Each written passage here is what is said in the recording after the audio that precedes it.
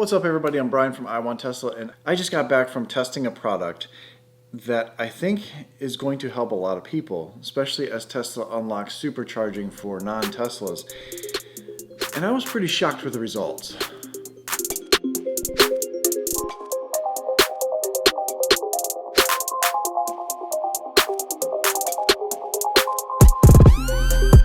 The product I'm talking about is the CCS adapter from Hansshow. This is not the Tesla one, but it looks identical to the Tesla one. Hansshow sent this out to me. It comes in a really nice box here, so you can store it in this if you want to, but there's some nice features to it.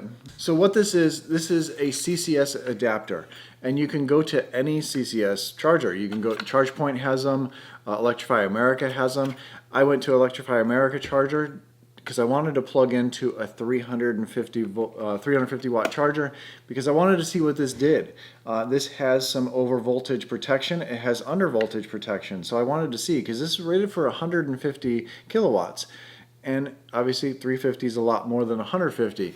And I compared this, later you'll see in the video, I compared this to the Tesla chargers. I ramped up what a V3 supercharger would do, obviously without this.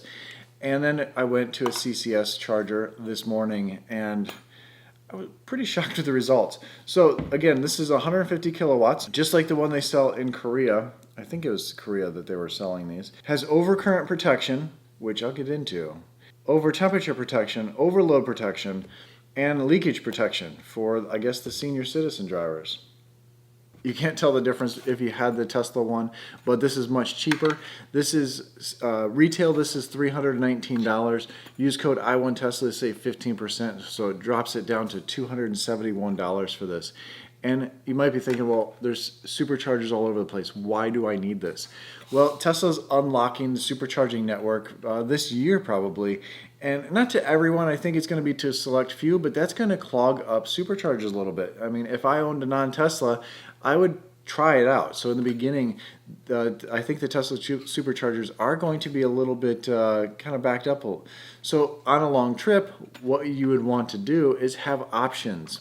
And when I was in California on the drive back, there was some waits at the Tesla superchargers. Not every charger is a V3 charger, so it makes sense to have something like this for long trips when things are backed up. It's super easy to use. You just plug this into the CCS plug, and then you plug it into the car, and then you go right to whatever app you're using. I use the Electrify America app, and all I did, I double-clicked and I went down to my Electrify America app. I used the phone to tap on the screen on the payment thing, and it started. It was super easy. It wasn't logging in, having to find which one I'm at, and super easy. I was actually pleasantly surprised. It was totally different when we had the Audi.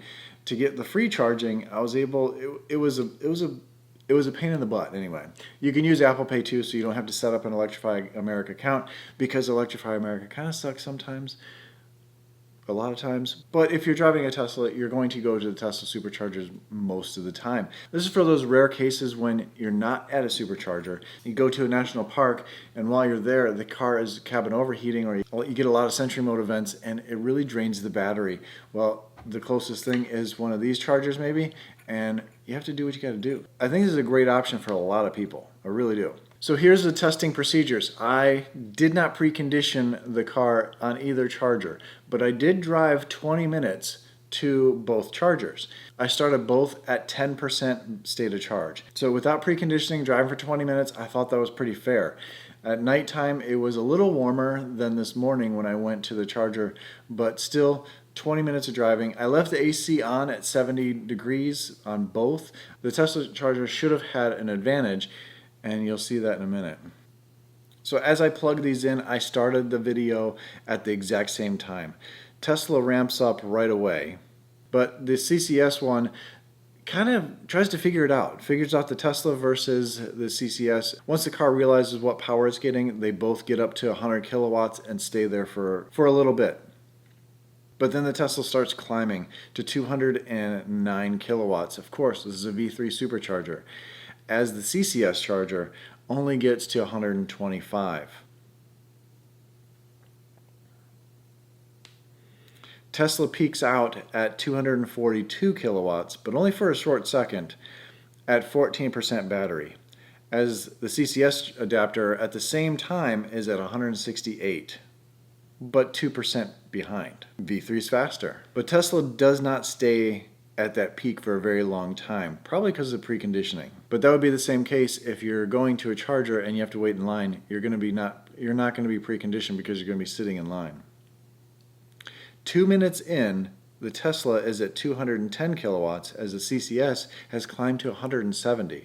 Yes, 170. That's more than the 150 that it claims. 4 minutes in, both are tied at 179 kilowatts. Although the Tesla is at 27% and the CCS is at 23% because of that initial spike of the V3 charger. 5 minutes in, CCS adapter peaks at 181 kilowatts. That's big. It's way more than 150. It's still not hot at all. I touched it. It wasn't overheating. It wasn't freaking out or anything. Nothing screaming. But the CCS was at 26%. Tesla went down to 138 kilowatts at 29%. It dipped for a little bit, but then it did go back up. But it never went back up higher than the CCS. And that's what allowed the CCS adapter at Electrify America on this day, as long as it's working, but it allowed to have the charging only take 20 seconds longer to get to 55, well, actually to get to 56% battery from 10%. Absolutely surprising to me that this made up the difference, really. So, you know, V3 charging is great, and you get this peak, and everyone talks about this peak, 250 kilowatts.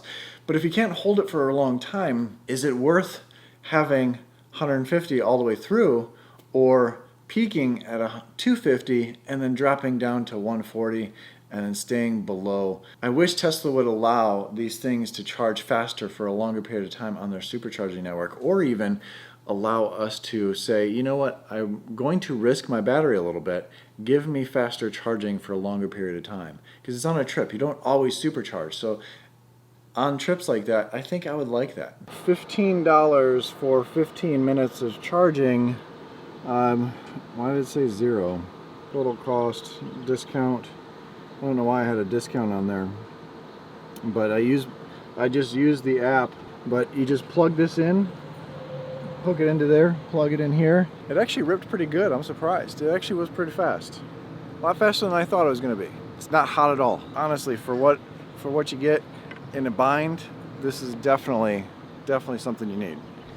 So again, this is the charger from Hansshow. Save some money, use my code I1Tesla, and save 15%. Only $271. That's pretty cheap for an adapter. And there's plenty of charging stations that you can use this at all over the world. So use my link, enjoy it, and thanks for watching. Stay awesome, stay positive. I'll catch you on the next one.